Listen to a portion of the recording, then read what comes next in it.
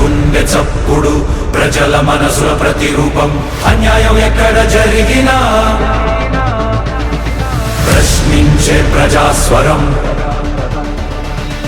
VVD news నిజమే మా బలం VVD న్యూస్ ప్రజలే మా దిశ నంద్యాల నుంచి ప్రపంచం దాకా ప్రతి వార్త మీ ముందుకే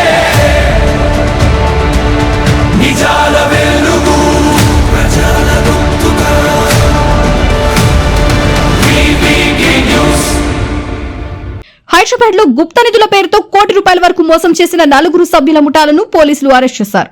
ఇళ్ల కింద నిధులు ఉన్నాయని నమ్మించి గుంతల్లో బొగ్గు నకిలీ బంగారు నాణాలు పాతిపెట్టి పూజలు చేస్తే అవి బంగారంగా మారుతాయని బాధితులను నమ్మించేవారు.